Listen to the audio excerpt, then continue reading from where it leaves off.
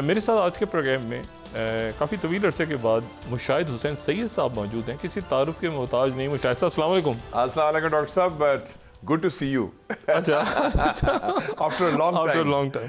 آپ سے تو کئی سالوں کے بعد وہ واشنگٹن ڈی سی میں انٹرویو تھا جب باراک حسین اوباما الیکشن جیتا تھا. پھر چائنا میں اس وقت جب ابھی کولڈ وار شروع نہیں ہوئی تھی اور گریٹ وال میں بھی تھے. پھر آپ کی ہم نے برتھ ڈے سیلیبریٹ کر رہے تھے کمیونسٹ پارٹی چائنا. اللہ خیر کرے, وہ دن بھی وہ بھی تھا. پھر دبئی میں ٹریک 2 شروع ہو گیا تھا پاکستان انڈیا کا. تو وہ آپ نے دیکھا کہ وہ ہمارا بھی ایک عالمی سفر تھا تھرو دا میڈیا اینڈ آپ کے ساتھ مل کے فوکس کرنا. یہ جو گلوبل پکچر ہے, دا بگ پکچر, وہ اس وقت واضح تھی.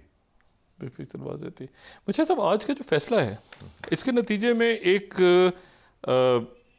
واضح ہوتا نظر آ رہا ہے کہ ملک جو ہے وہ جا رہا ہے الیکشنز کی طرف, اور تلخیاں غالباً کم ہوں گی, بڑھیں گی, کیسے ہوگا اوور آل. ذرا آپ اس پہ ملک کی, کیونکہ روز کی ڈیولپنگ سٹوریز ہیں, ہمیں لارجر پکچر اس فیصلے کے بعد کیسے دیکھ رہے ہیں صورتحال ملک کی؟ پاکستانی سیاست کے حوالے سے بڑا بروقت فیصلہ ہے, مثبت فیصلہ ہے, اور ایک سیاہ باب جو ہمیں شروع ہوا تھا ایک زمانے میں ایبڈو سے, جو پہلا مارشل لا لگا تھا فیلڈ مارشل ایوب کا, کہ سیاستدانوں کو آپ سیاسی بنیاد پر سزا دیں اور ان کو تا حیات نااہل کر دیں.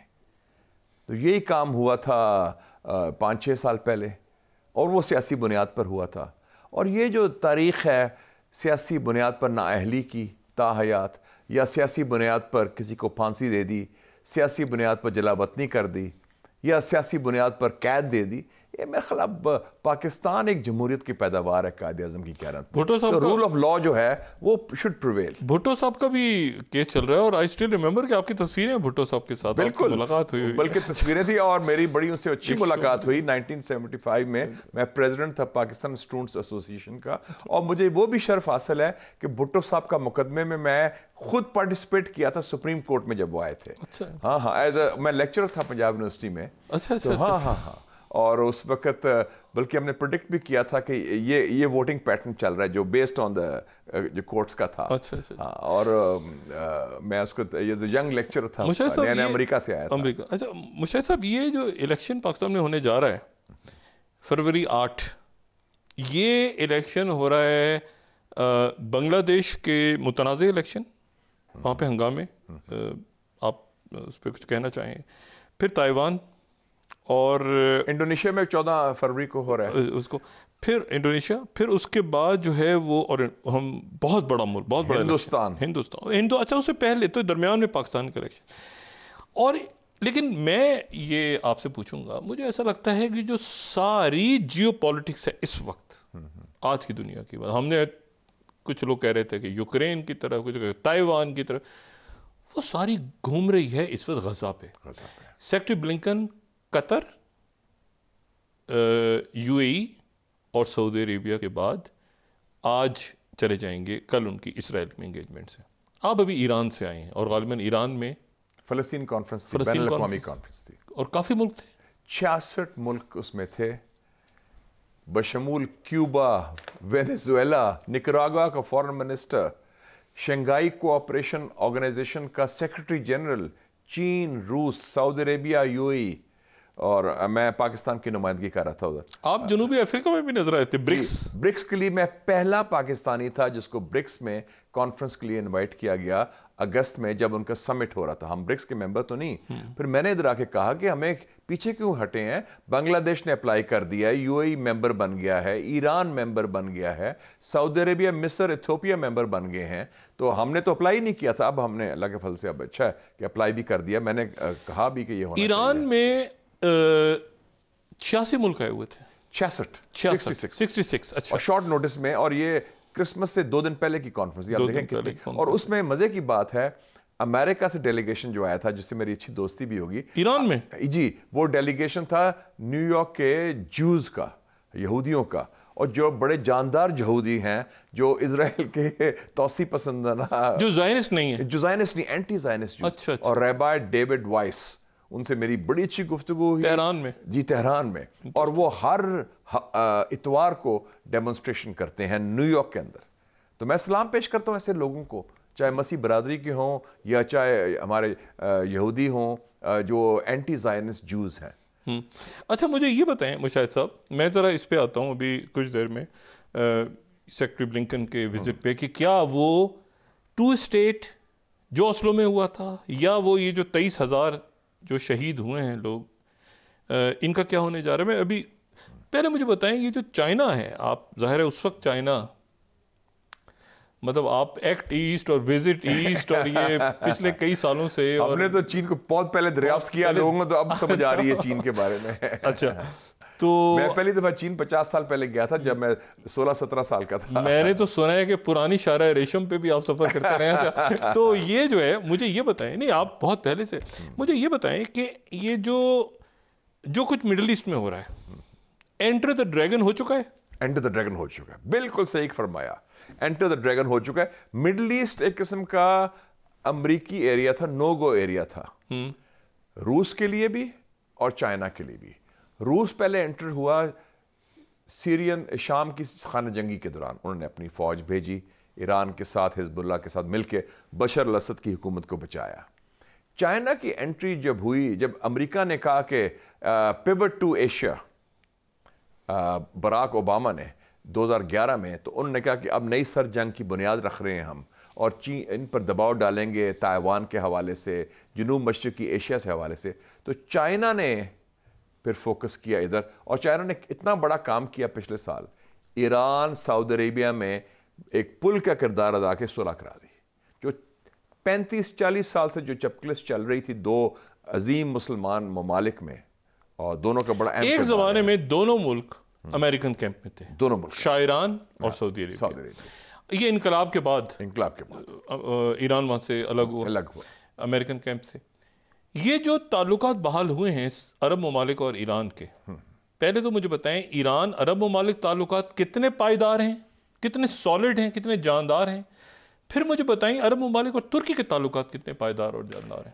دیکھیں نا, یہ پچھلے سال میں بہت بڑی تبدیلی آئی ہے. ایران سعودی عربیہ مفاہمت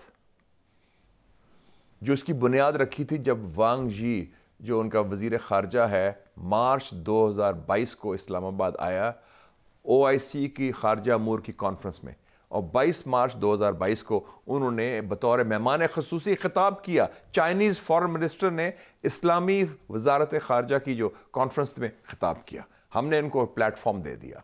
ان سے پھر انہوں نے ایک بنیاد رکھ دی, ایران کے ساتھ بھی سعودی عربیہ کے ساتھ بھی ایک باہمی اسٹریٹجک تعلقات کی بھی, اور ان کی صلح بھی کروا دی. پاکستان کا رول اس میں ہے, پاکستان کا رول یہ ہے کہ ہم نے ایک مثبت کردار اور ملوا دیا اس حد تک, تو وہ بڑا اچھا پازیٹیو رول ہے. تو ہم بھی یہی چاہتے تھے شروع سے کہ ایران اور سعودی عربیہ میں صلح ہو, دونوں ہمارے برادرانہ ملک ہیں اور بڑے قریبی تعلقات ہیں. یہ بڑا کمپلیکس ہے قصہ.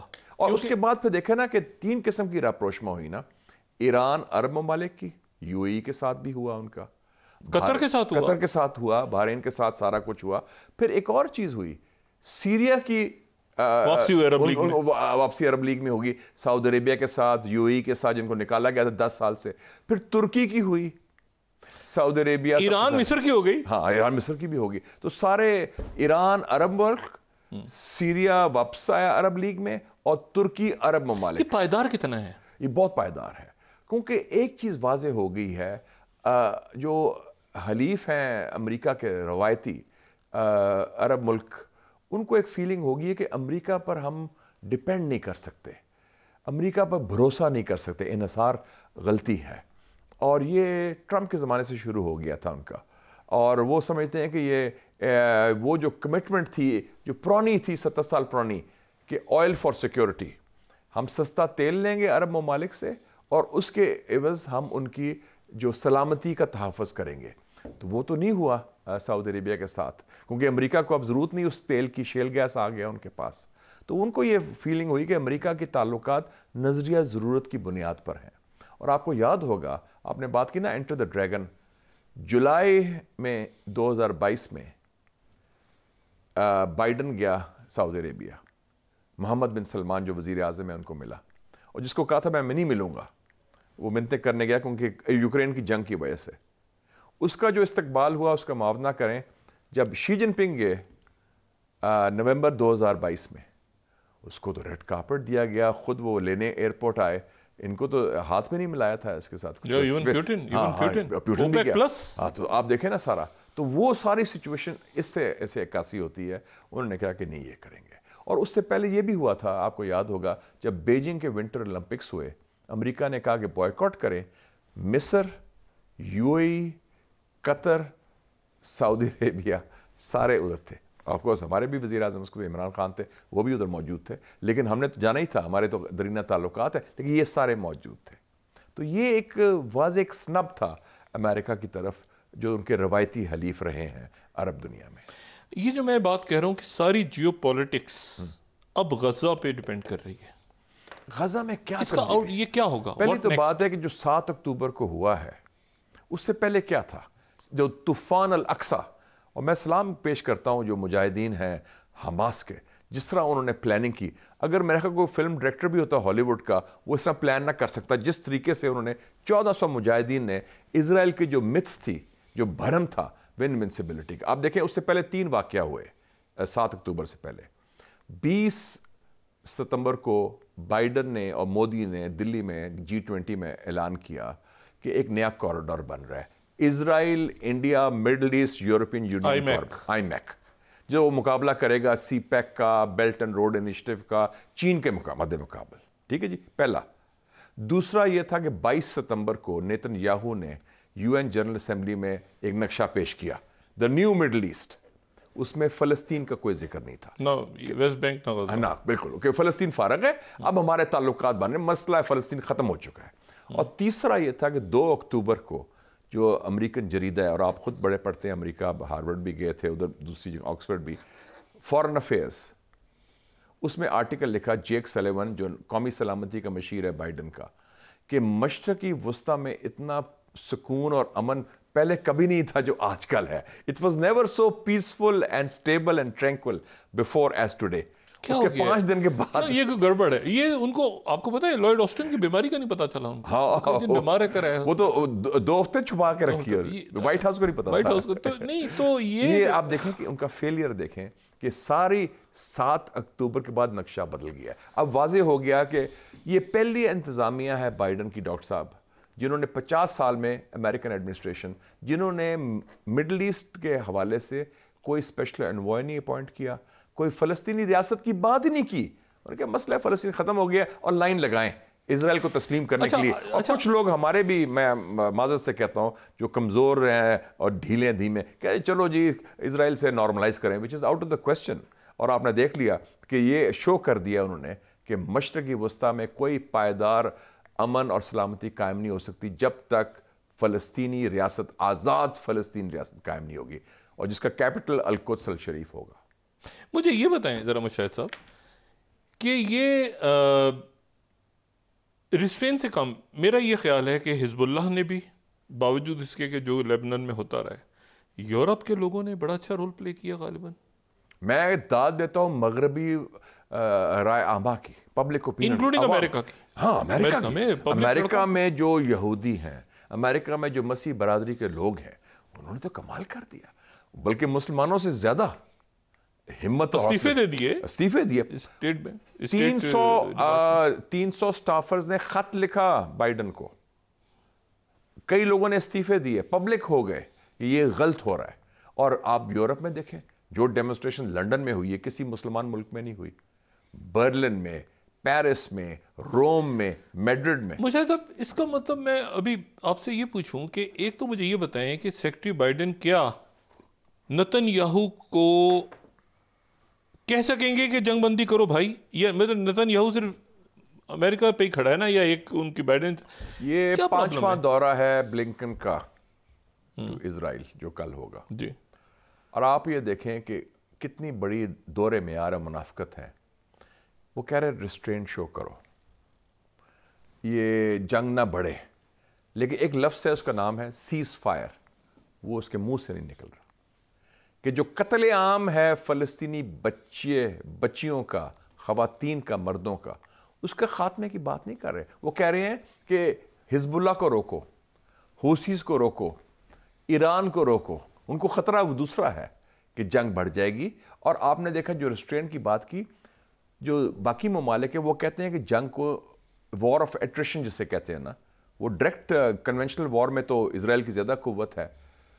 اور ابھی تک آپ دیکھیں کہ نیو ایئرز ڈے کو بھی حماس نے راکٹس فائر کی ہے نیو ایئر ایو پہ, آپ دیکھیں نا تل ابیب میں, کہ اتنی تباہی کے بعد, اور ان کا جو ٹنل نیٹ ورک, کوئی بڑا لیڈر نہ محمد ایف نہ یحییٰ سنوار, کوئی ابھی ان کے قابو نہیں آیا. ایک وہ بیچارہ ضروری تھا وہ ادھر بیروت میں اس کو انہوں نے, وہ بھی اپنے دفتر گیا اوپنلی. نہیں تو یہ موساد آپ کو لگتا ہے کہ ٹرکش سوائل پہ یا قطر کے سوائل بھی پکڑے ہیں انہوں نے؟ نہیں, ٹرکی نے تو پکڑے ہیں, لیکن کیا وہ واقعی لیبنان تو ایک انہوں نے کر دیا نا, یہاں پہ کیا کر سکتے ہیں؟ Do you think so? کوشش کریں گے, لیکن اپنے ٹیریٹری میں تو فیل ہو گئے ہیں نا, سارا انٹیلیجنس فیلئر ہے. تو باہر کریں گے, باہر تو بعد کی بات کریں نا. آپ کہتے تھے کہ چڑی نہیں پھڑکے گی جو اسرائیل ڈیفنس فورس کروانے میں کامیاب ہو جائیں گے. بلنکن اگر ایسے ہی چلے گئے تو پھر تو یہ تو الیکشن ایئر ہے, 100 دن کی جنگ میں نیتن یاہو کو تو فارغ ہو گیا ہے. ٹھیک ہے, جس دن جنگ ختم ہوئی اس کی چھٹی ہو جائے گی.